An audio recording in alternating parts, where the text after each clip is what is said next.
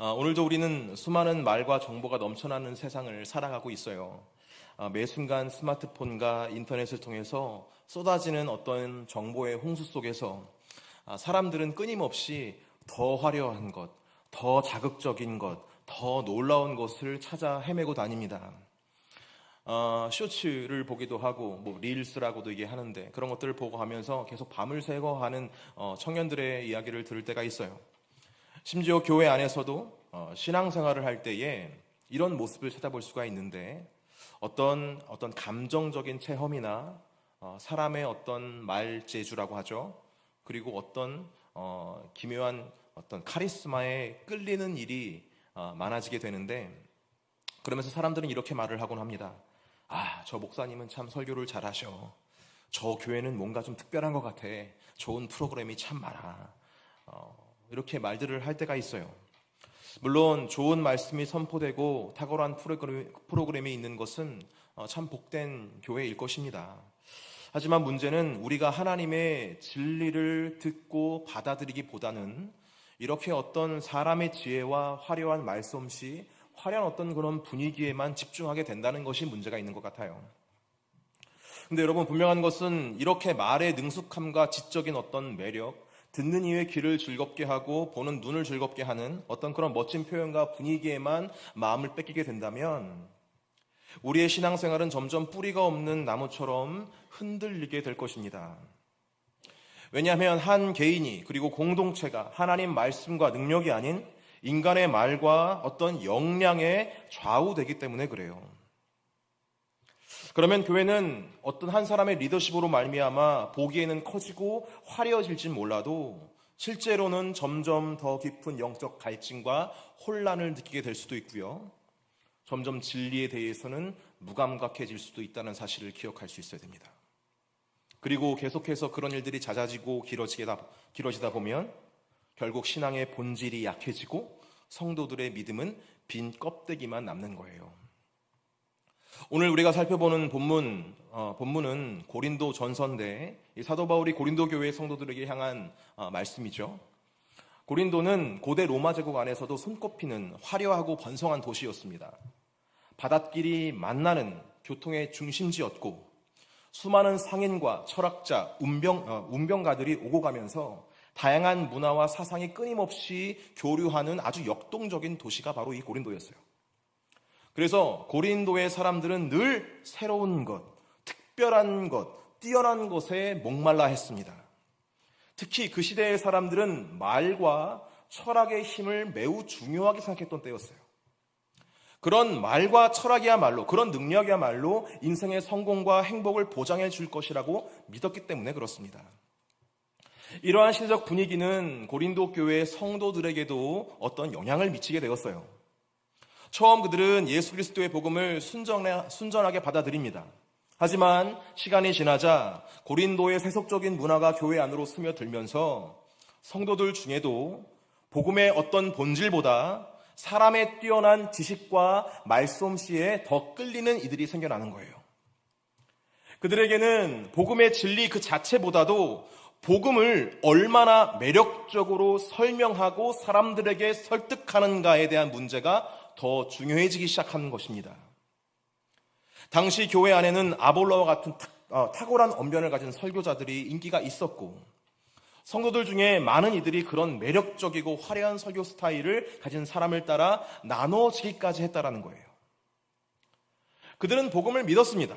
하지만 복음만으로는 충분하지 않다고 생각했어요.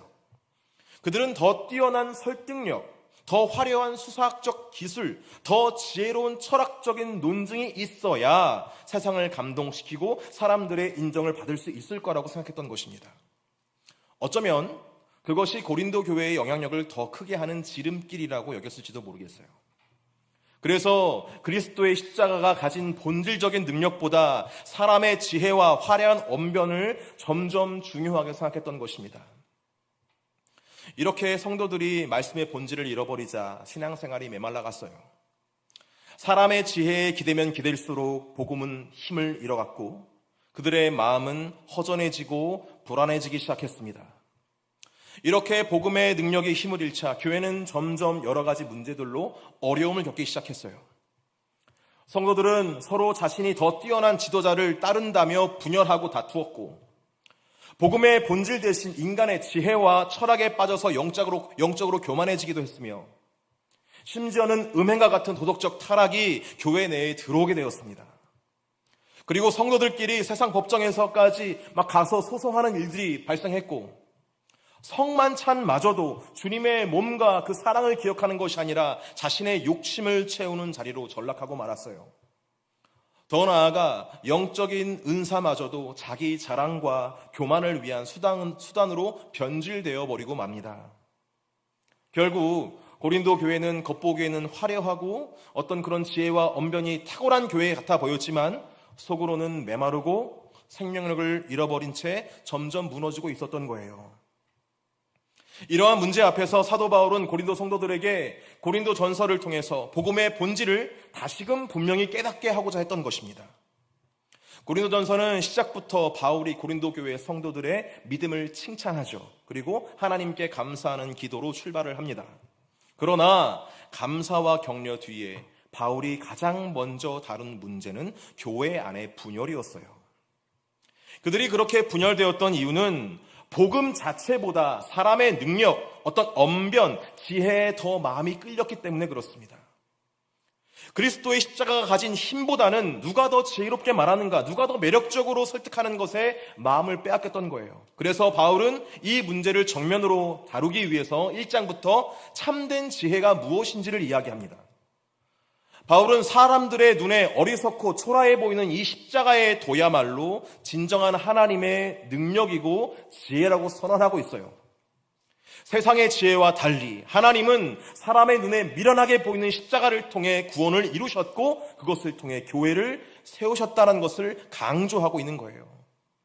바울은 명확하게 이야기합니다. 고린도전서 1장 18절 말씀입니다. 같이 한번 읽어보겠습니다. 시작. 십자가의 도가 멸망하는 자들에게는 미련한 것이요 구원을 받는 우리에게는 하나님의 능력이라. 아멘. 이 말씀의 어떤 논조와 흐름 속에서 오늘 본문, 우리가 오늘 읽은 본문 고린도전서 2장 1절에서 5절 말씀이 진행되는 것입니다. 바울은 이제 고린도 교회 성도들에게 자신의 사역에 대해서 이야기해요. 자신이 어떤 태도로 복음을 전했는지 구체적으로 밝혀주고 있는 것이죠. 그에 대해서 1절은 이렇게 기록하고 있습니다. 우리 1절 말씀 같이 한번 읽어보겠습니다. 시작. 형제들아, 내가 너희에게 나아가 하나님의 증거를 전할 때에 말과 지혜의 아름다운 것으로 아니하였나니 라고 이야기하죠. 바울은 여기서 내가 너희에게 나아갔다라고 표현합니다.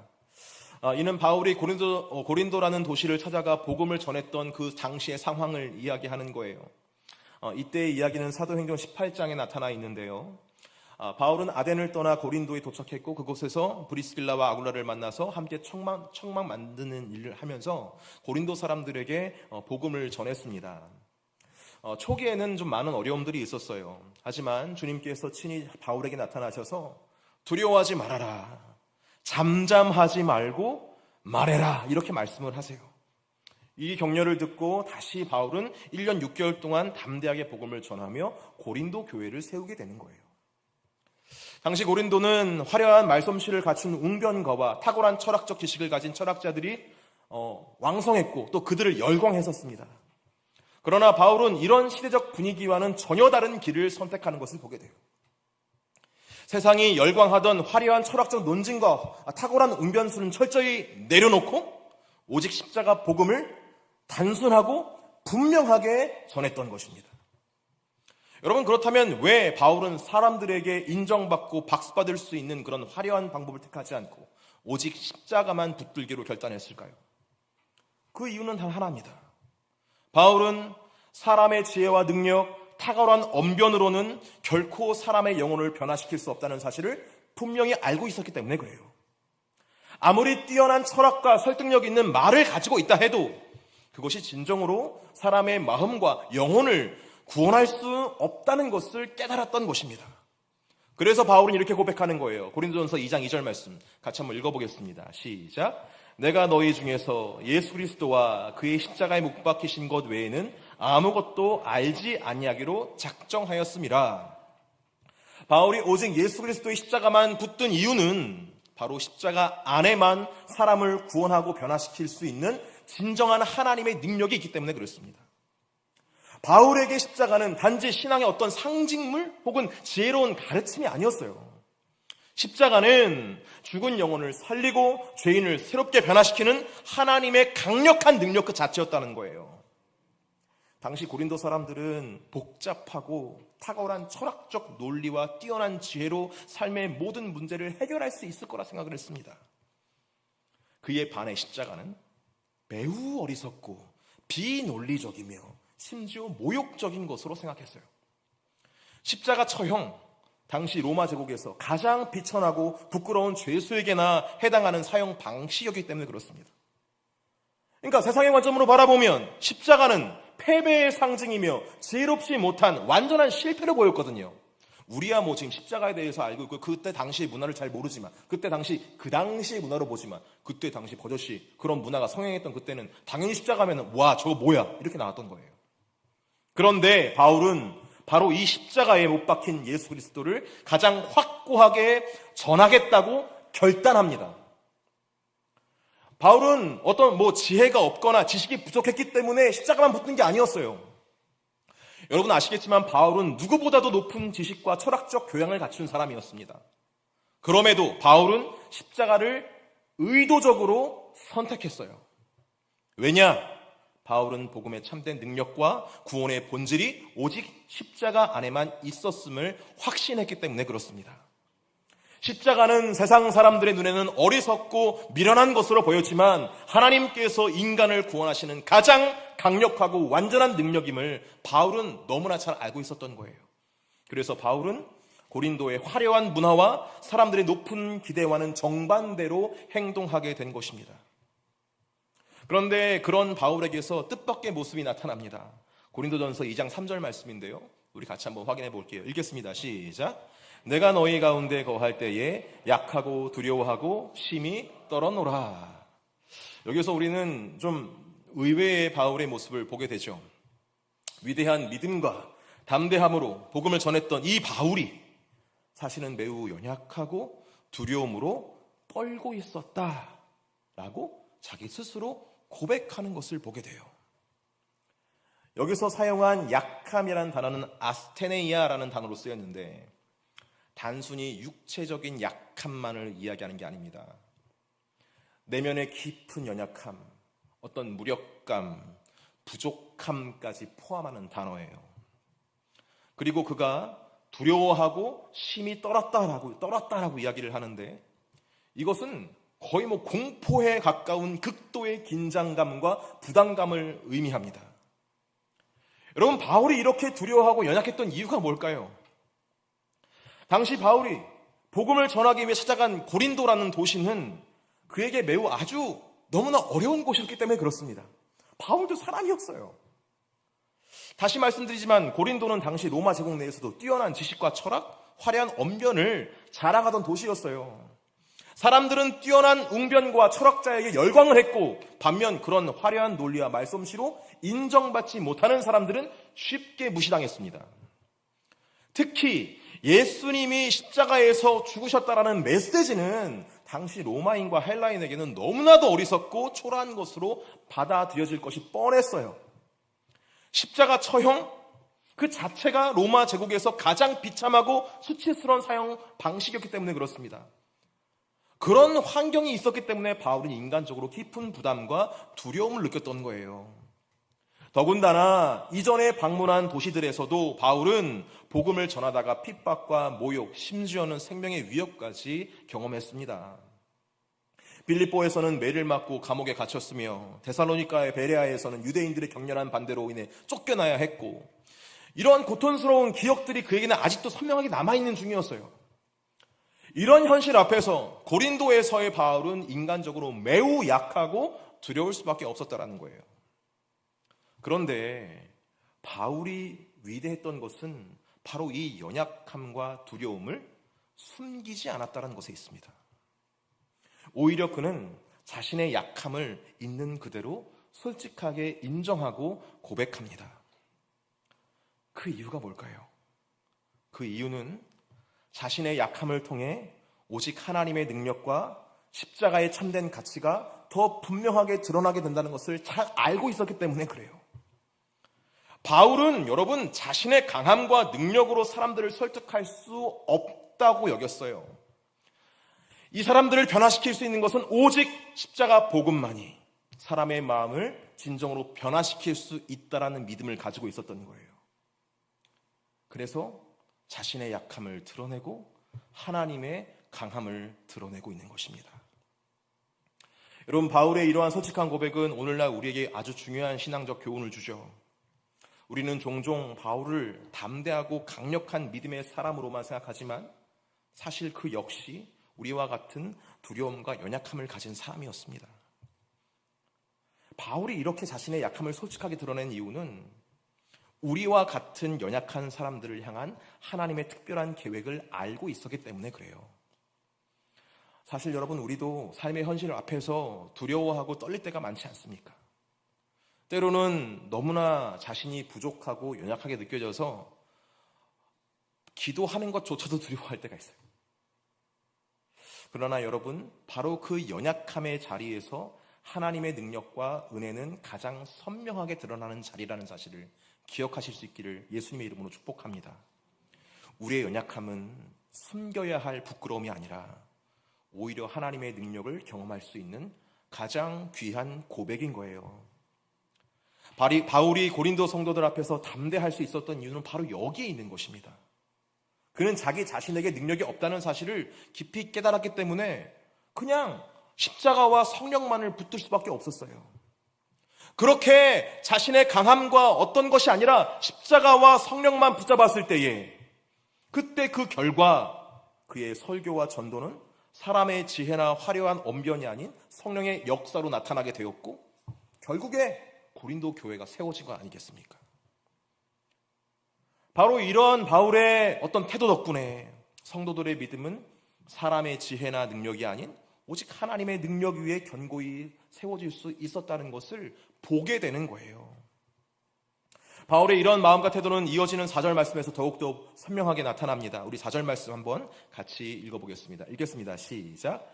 내 말과 내 전도함이 설득력 있는 지혜의 말로 하지 아니하고 다만 성령의 나타나심과 능력으로 하여 라고 나와 있어요.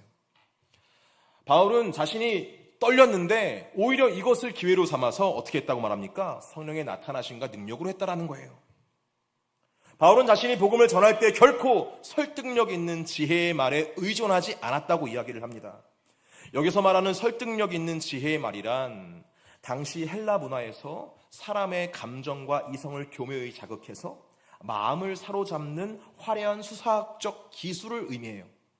말의 기술, 수사학. 고대 그리스와 로마에서는 이러한 웅변술이 사람들의 마음을 움직이는 필수적인 도구로 인정받았어요. 하지만 바울은 이것을 붙잡지 않습니다. 그는 사람의 지혜와 화려한 언변으로 사람들의 마음을 얻으려고 하지 않았어요. 왜냐하면 그는 참된 구원의 역사, 영혼의 진정한 변화는 오직 성령의 능력과 그분의 역사하심을 통해서만 이루어진다는 사실을 너무나 잘 알고 있었기 때문에 그렇습니다. 그래서 바울은 자신의 전도와 설교가 오직 성령의 나타나심과 능력으로만 이루어졌다고 분명히 증거하고 있는 거예요. 여러분, 바울이 이토록 성령의 능력을 강조한 이유가 무엇일까요? 바로 마지막 5절 말씀에서 더욱 분명히 드러나는 것입니다. 5절 말씀 같이 읽겠습니다. 시작.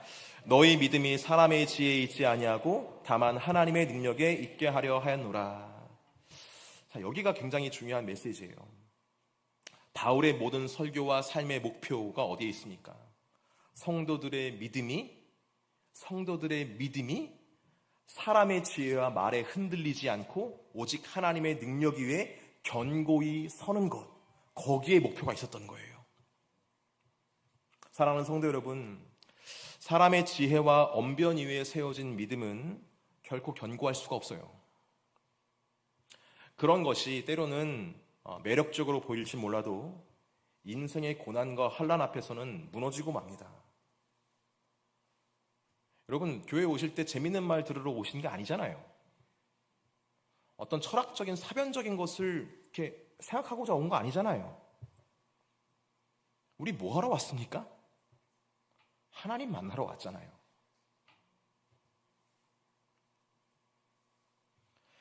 성령께서 우리 가운데 말씀을 심으시고 하나님의 능력 위에 세워진 우리의 심령과 믿음은 어떠한 어려움 속에서도 흔들리지 않고 오히려 더욱더 강해진다는 사실을 기억하시기를 바랍니다.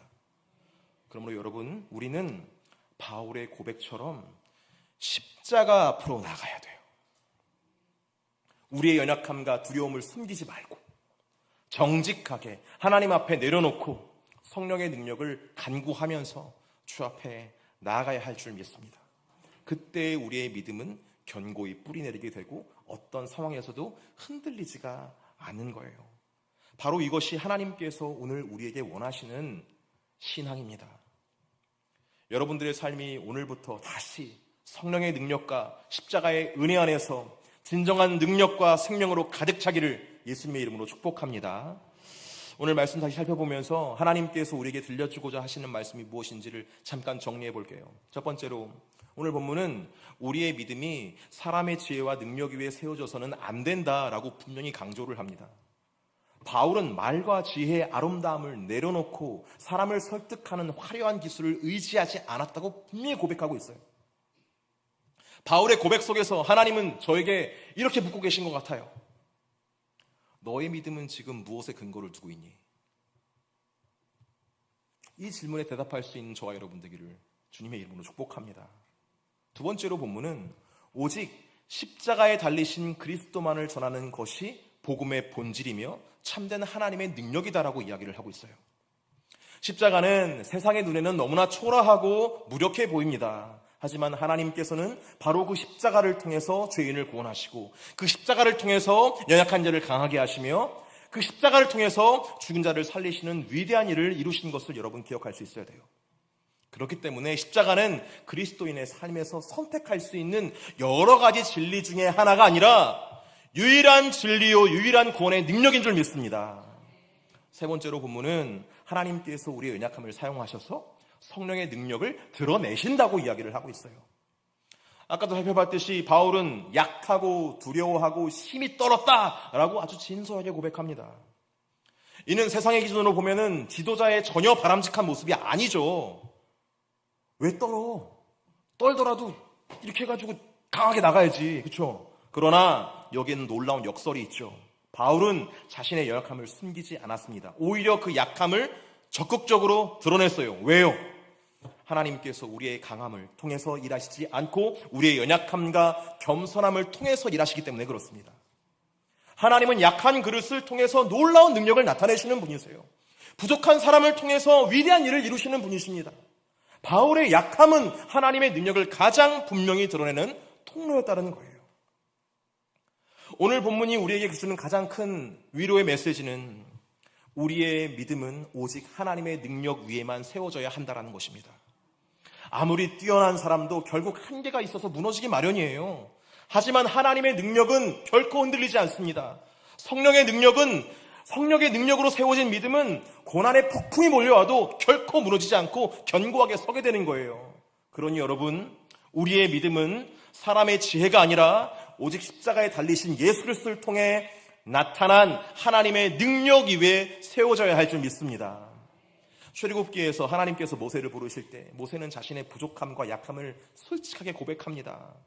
그는 스스로 뭐라고 말해요? 입이 뻣뻣하고 혀가 둔한 자라고 말합니다. 그러면서 두려워했어요. 하지만 하나님은 그 연약한 모세를 통해서 애굽에서 이스라엘을 구원하시는 놀라운 역사를 이루시잖아요. 사사기의 기드온은 역시 자신을 가장 작은 자라고 표현해요. 자신의 부족함을 너무나 잘 알고 있었던 거예요. 그때 하나님께서는 의도적으로 그의 군대를 줄이십니다. 숫자로는 절대 승리할 수 없는 적군 군사 300명으로 막강한 미디안 군대를 이기게 하시는 것을 보게 되잖아요. 다윗도 마찬가지예요. 그는 거대한 골리앗과 마주쳤을 때 칼과 창과 갑옷으로 무장하지 않았습니다. 다윗은 자신의 힘과 능력이 아니라 오직 만군의 여호와의 이름 그 하나만 붙들고 나아갔어요. 결국 다윗의 그 물맷돌로 인해서 하나님의 능력과 그 돌이 만나서 위대한 승리를 이룬 거 아니겠습니까? 이 모든 이야기가 전하는 메시지는 너무나 분명해요. 하나님께서는 인간의 강함이나 탁월함이 아니라 오히려 우리의 연약함과 부족함 속에서 더욱 분명하고 놀라운 능력을 나타내는 분이시다라는 것이죠. 16세기 종교개혁자 마틴 루터는 교회가 화려한 철학과 인간의 공로, 사람의 능력으로 가득 차 있을 때 오직 십자가 복음만이 참된 교회의 기초임을 담대히 선포합니다. 루터는 십자가에서 드러난 예수 그리스도의 은혜 안에서만 참된 구원과 의로움이 있음을 강력하게 외쳤어요. 그는 교회가 세상의 지혜나 인간의 능력 위에 세워져서는 안 되며 오직 십자가에 못 박히신 그리스도의 능력 위에만 굳게 서야 한다고 외쳤습니다. 바로 이 외침이 종교개혁이라는 위대한 변화와 회복을 가져왔다는 것을 기억해야 돼요. 이러한 루터의 개혁 정신은 명확한 세 가지 원리로 정리됩니다. 첫 번째, 오직 은혜예요. 인간의 어떠한 공로나 능력 때문에 아니라 오직 하나님의 은혜로만 구원받는다. 오직 믿음이에요. 우리의 구원은 인간의 지혜나 노력으로 이루어지는 것이 아니라 오직 하나님께서 주신 믿음을 통해서만 이루어진다는 거예요. 오직 그리스도예요. 우리의 구원은 오직 십자가에 못 박히신 예수 그리스도의 희생과 공로로만 완성이 된다는 거예요. 즉 우리를 구원하는 것은 인간의 능력과 공로가 아니라 오직 하나님의 능력과 은혜라는 것이고, 이러한 이것에 근거한 믿음으로 말미암아 참된 그리스도인이 구원받는 신앙으로 거듭나게 된다는 것. 이것이 종교개혁의 핵심입니다. 로마서 1장 16절에서 사도 바울은 복음의 능력에 대해서 이렇게 증언해요. 우리 로마서 1장 16절 말씀 같이 읽어보겠습니다. 읽겠습니다. 시작. 내가 복음을 부끄러워하지 아니하노니 이 복음은 모든 믿는 자에게 구원을 주시는 하나님의 능력이 됨이라. 먼저는 유대인에게요 그리고 헬라인에게로다. 스가랴 4장 6절에서도 하나님께서는 이렇게 말씀하시죠. 스가랴 4장 6절 말씀 읽겠습니다. 시작. 만군의 여호와께서 말씀하시되 이는 힘으로 되지 아니하며 능력으로 되지 아니하고 오직 나의 영으로 되느니라.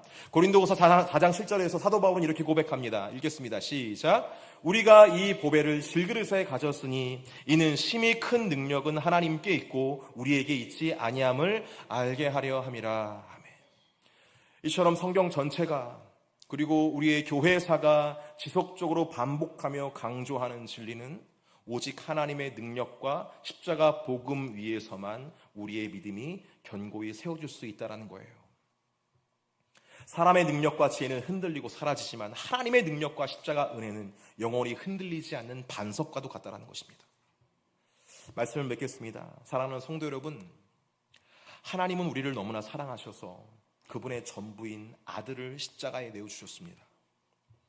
이 놀라운 복음을 우리에게 주신 이유는 우리가 사람의 지혜나 능력으로 불안하게 흔들리지 말고 오직 하나님의 완전하고 흔들림 없는 사랑 안에서 참된 평안과 구원을 누리기를 원하셨기 때문에 이걸 우리에게 주신 거예요. 그런데 우리는 자꾸만 이 완전한 사랑과 구원의 복음을 세상의 기준과 잣대로 재단하려고 합니다. 인간의 지혜로 그 복음을 다시 꾸미고 우리의 능력으로 다시 그것을 포장하려고 해요. 바로 이것이 고린도 교회의 문제였고 어쩌면 지금 저와 여러분의 모습일지도 모르겠어요. 그러니 사랑하는 여러분, 하나님께서 우리에게 주신 복음은 꾸미지 마시기를 주 예수님의 이름으로 축복합니다. 하나님께서 이미 완전하게 이루신 더할 것도 없고 뺄 것도 없는 완전한 선물인 예수 그리스도를 깊이 알 수 있는 저와 여러분 되기를 주 예수님의 이름으로 축복합니다. 하나님께서는 바로 그 십자가를 통해서 우리의 연약함과 죄악까지도 품으셨고 우리를 가장 깊고 따뜻하게 사랑하셨어요. 그래서 바울은 이렇게 담대히 고백하는 것입니다. 내가 너희 중에서 예수 그리스도와 그가 십자가에 못 박히신 것 외에는 아무것도 알지 아니하기로 작정하였느니라. 알 수 있었죠. 연구할 수 있었죠. 훈련할 수 있었어요. 근데 바울은 십자가 외에는 다른 것을 알지 않기로 작정했다라고 말해요. 바울이 십자가만 붙든 이유는 바로 그 십자가에서만 하나님의 뜨거운 사랑이 가장 분명하게 나타나기 때문에 그렇습니다. 여러분, 십자가에서 보여주신 예수님의 사랑을 기억하십니까? 예수님은 우리가 받을 고통과 저주를 대신 지셨고 우리의 수치를 대신 다 담당하셨어요. 그렇게 예수님은 우리를 살리시기 위해서 저주와 죽음의 자리로 성큼성큼 나아가셨죠. 예수님은 우리의 구원을 위해서 모든 것을 견디셨고 마지막 숨까지도 우리를 향한 사랑의 불꽃으로 세우셨습니다. 십자가는 바로 우리를 구원하시기 위한 하나님의 열정과 예수님의 불타는 사랑이 영원히 새겨진 자리예요. 하나님께서 저와 여러분에게 말씀하십니다. 내가 너희를 위해 이미 모든 것을 내어주었으니 사람의 능력이나 세상의 지혜가 아니라 오직 내 사랑과 능력을 붙들어라. 내가 너희를 절대로 떠나지 않고 영원히 붙들어 줄 것이다. 사랑하는 여러분, 더 이상 사람의 능력과 지혜에 기대지 마십시오. 여러분의 삶을 하나님 아버지의 따뜻한 품, 그분의 흔들리지 않는 사랑 위에 굳건하게 세우시길 바랍니다. 하나님의 본심은 오직 우리의 구원이며 우리를 향한 그분의 사랑은 결코 식지 않고 편치 않을 거예요. 지금도 예수님께서는 바로 우리 곁에 계십니다. 예수님은 우리를 너무 사랑하시기에 십자가를 견디셨고 지금도 우리를 너무나 사랑하셔서 우리 곁에서 우리를 지키고 계세요. 우리가 연약할 때, 두려울 때, 지칠 때에 예수님께서는 조용히 손을 내미시며 여러분들을 다시 일으켜 주실 것입니다. 십자가의 그 사랑과 열정을 다시 붙잡으세요. 가장 선명해 보이는 그 사랑으로 가까이 나가실 수 있기를 주 예수님의 이름으로 축복합니다. 그 십자가 복음을 붙들고 다시 한번 일어설 수 있기를 바라요. 이번 사순절을 통해서 그 십자가의 사랑 안에 깊이 거할 수 있는 저와 여러분 되기를 예수님의 이름으로 축복합니다. 오늘 말씀을 준비하면서 너무나 부끄러운 자신을 발견하게 됐습니다. 저 자신이 얼마나 십자가 복음을 잘 전할 수 있을까. 십자가 복음 외에 기독교의 어떤 다른 것을 가지고 와서 이것을 어떻게 하면 성도들에게 잘 전할 수 있을까를 고민하던 것이 바로 저였거든요. 근데 얼마 전부터 하나님께서 저에게 주신 마음은 그런 것이 아니었습니다. 불행히도 여러분, 저의 어떤 기도하면서 얻은 통찰은 제가 복음을 너무 모르고 있다는 사실이었어요. 요즘에 제가 모세 오경 성경 공부를 인도하는데 두 번째로 인도합니다. 구약 성경 창세기, 출애굽기, 레위기, 민수기, 신명기까지 쭉 보면서 그 모든 성경을 차근차근 보다 보니까 그 모든 구약 성경 오경 안에 예수 그리스도의 십자가가 너무나 많이 예표되어 있다는 것을 알게 되었어요. 근데 얼마나 자주 얼마나 많이 그 예수 그리스도의 십자가를 전하지 못하고 다른 것을 전하려고 했는지 저는 그것을 보게 됩니다. 그래서 결단하게 돼요. 주님, 모든 설교를 할 때의 결론을 예수 그리스도로 맺게 하여 주시옵소서. 저는 아이와 같아서 잘하지 못합니다, 주님. 그런데 그 십자가의 사랑과 그 능력만이 우리를 변화시킬 수 있다면 부족한 종에게 지혜를 허락하여 주시어서 말씀을 전할 때마다 예수 그리스도의 생명과 사랑과 십자가만이 증거될 수 있도록 주님께서 은혜를 허락하여 주시옵소서. 다른 좋은 거 많죠, 여러분. 너무나 많습니다. 그런데 저도 결단하게 되는 거예요. 다시 확인하게 되는 거예요. 예수 그리스도의 십자가, 그분의 죽으심과 부활하심, 우리 안에 오심만을 내가 증거하리라. 그 구원의 비밀을 더 깊이 알 수 있기는 저와 여러분 되기를 예수님의 이름으로 축복합니다. 우리 함께 이 시간 보소서 주님 나의 마음을 함께 찬양하시면서 주 앞에 나아갔으면 좋겠어요. 우리 안에 십자가 복음 외에 다른 것을 알려고 하는 마음이 있지 않습니까? 그 부족한 마음을 주 앞에 내어놓으며 이 시간 주님의 마음 채우소서, 주님의 십자가로 충만하게 하소서. 우리 함께 찬양하시겠습니다. 보소서 주님 나의 마음을 선한 것 하나 없습니다. 그러나 내 모든 것 주께 드립니다. 사랑으로 안으시고 날 새롭게 하소서. 보소서 주님 나의 마음을 선한 것 하나 없습니다. 그러나 내 모든 것 주께 드립니다. 사랑으로 안으시고 날 새롭게 하소서. 마음 내게 주소서. 내 아버지 주님 마음 내게 주소서. 나를 향하신 주님의 뜻이 이루어지도록 주님 마음 내게 주소서. 내게 사랑을 가르치소서. 내게 사랑을 가르치소서. 당신의 은으로 용서하게 하소서. 주의 성령 내게 채우사 주의 길 가게 하소서. 주님 당신 마음 주소서. 주의 성령 내게 채우사 주의 길 가게 하소서. 주님 당신 마음 주소서. 주님 마음 내게 주소서.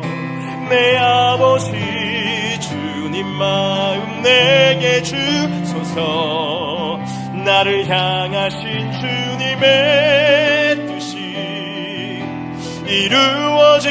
이루어지도록 주님 마음 내게 주소서. 여러분, 왜 우리는 요즘에 이렇게 흔들리는 걸까요? 옛날에 우리 믿음의 선배들은 그러지 않았던 것 같은데 우리는 왜 이렇게 자주 흔들리는 걸까요? 우리 예전엔 그러지 않았는데 왜 이 시대의 교회는 왜 그렇게 많이 무너져 있는 것일까요?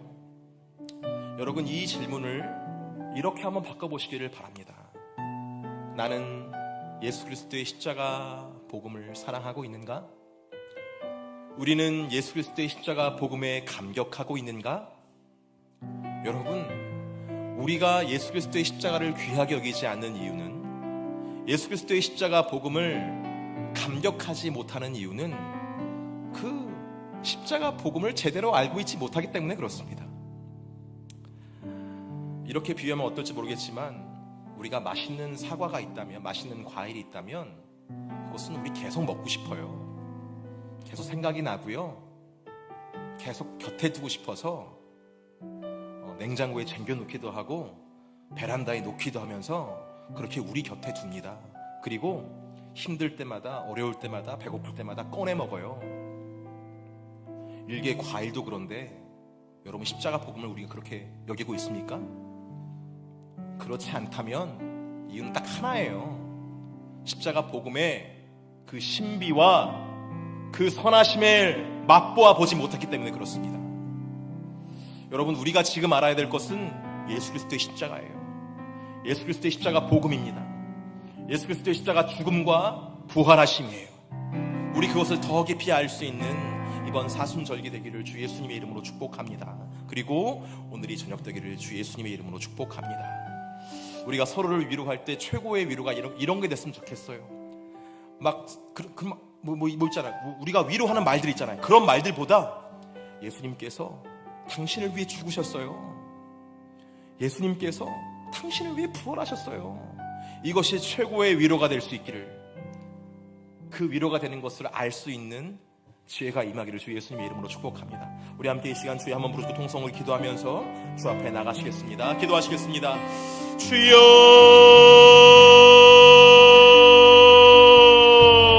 주여, 할렐루야. 하나님께서 내를 허락하시니 감사합니다. 하나님의 생명과 하나님의 소망 안에 거할 수 있도록 주님께서 인도하여 주시니 감사합니다. 오늘 정말로 선교회를 통하여서 예수 그리스도의 십자가를 다시 한번 묵상할 수 있도록 하나님께서 인도하여 주시니